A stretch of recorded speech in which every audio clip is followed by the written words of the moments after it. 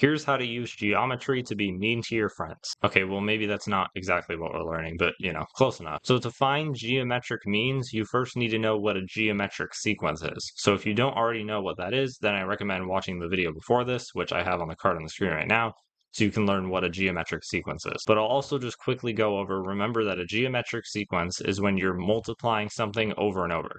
So to get from 3 to 6, we multiplied by 2, and then we multiplied by 2 again, and then we multiplied by 2 again. So as long as you keep multiplying by 2, this is a geometric sequence. Now, geometric means are basically the numbers in the middle. So for example, if we wanted to find the geometric means between 3 and 24, then those geometric means are 6 and 12. Now, this is based on how many geometric means you have. So this would be if the problem said find 2 geometric means. If it said find 4 geometric means, then you would need to find 4 numbers between 3 and 24, and those would be completely different numbers. So here's the problem that we'll be doing in this video. We need to find 3 geometric means between 2 and 512. So basically what this is saying is we have a 2 at the beginning of our sequence, and then we have a 512 at the end of our sequence, and we need to find the numbers that would be in between if there were 3 numbers in between.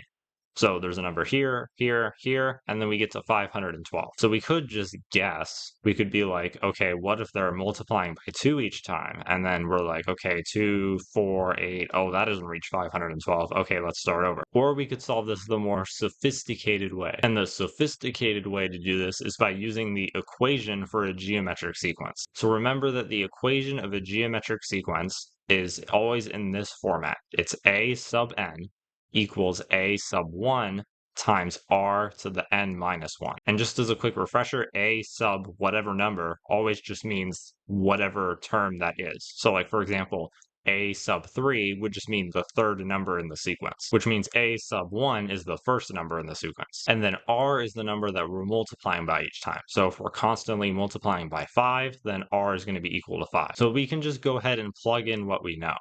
So for a sub n, we're going to put in the bigger number, the last number, because we're already going to be putting in the first number right here. So for a sub n, we're just going to put our big number, which is 512. And our goal of this, by the way, is we're trying to figure out what r is, because we can plug in everything else that we know, like we know what a sub n is, we know what a sub 1 is, and all we have to do is figure out what r is, because if we can figure out what we multiply by each time, we can just fill in all of the numbers. So a sub 1 is just the first number, which is 2. We don't know what r is. Remember, that's what we're trying to figure out. And then n minus 1. Well, remember that n is just whichever number we're on. So we just put in a sub 5, actually, because remember, we have 2, and then we have 3 numbers missing. And then we have 512. Because we have 3 numbers in the middle, 512 is the 5th number in our sequence. So this means that 512 is a sub 5. So we know that n is 5 because this is the 5th number. So 5 minus 1 is 4. So it's going to be r to the 4. And now we can just go ahead and solve this equation for r. So we have 2 here next to r, and it's being multiplied. So we can do the opposite of multiplication, which is division, and divide both sides by 2. So these cancel out. And on the right side, we just have r to the 4th. And on the left side here, we have 512 divided by 2. If you put this in your calculator, you're going to get 256. And now we just need to get rid of this power of 4.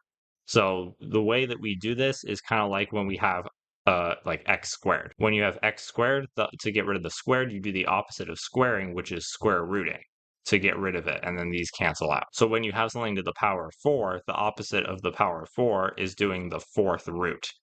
So we're going to go ahead and take the 4th root of both sides. So the 4th root and the 4th cancel out, and on the right we just have r. And on the left, we have the 4th root of 256. So this is like, what number do you multiply 4 times to get 256? So you could write this out, or you could put it in a calculator. If you don't have like a 4th root button, then remember that taking a root is the same thing as like a fraction exponent. So doing the 4th root is the same thing as taking the number to the power of 1 over 4. And then a 5th root would be like 1 over 5. So if you put this in your calculator, you'll get 4, which means that r is equal to 4. So we've just learned that r is equal to 4. So we can use that to fill in our missing numbers. So remember that there are 3 missing numbers between 2 and 512. That's because there are 3 geometric means. And we know that we're multiplying by 4 each time. So 2 times 4 is 8. So our next number needs to be 8. Then we're multiplying by 4 again. So 8 times 4 is 32. And then we're multiplying by 4 again. So 32 times 4 is 128. And just to check your work, you can multiply by 4 one more time, and you should get 512. If you do, then you've done this correctly. So that means our 3 geometric means are 8, 32, and 128. Those are the 3 geometric means between 2 and 512. Now, there is actually one little special thing here. I want you to think about, what if r was -4? What if you were multiplying by -4 each time? So let's go ahead and see. If we multiplied by -4, then we would get 2 times 4 is 8, and 1 minus sign, so the minus sign stays. We multiply by -4 again, and we get 8 times 4 is 32. And we have a negative times a negative. 2 minuses make a positive, so it's positive 32. Then we multiply by -4 again. Then this gives you negative 128. And we multiply by -4 one more time, and this gives you 2 minuses make a positive, and we end up with positive 512 again. So this is actually another valid answer. -8, 32, and negative 128 can also be the geometric means. So what this means is r could have been +4 or -4. And this is actually because of when we took the fourth root. When you take the fourth root, what you're really doing is plus or minus fourth rooting. And this is only true if this number here is an even number.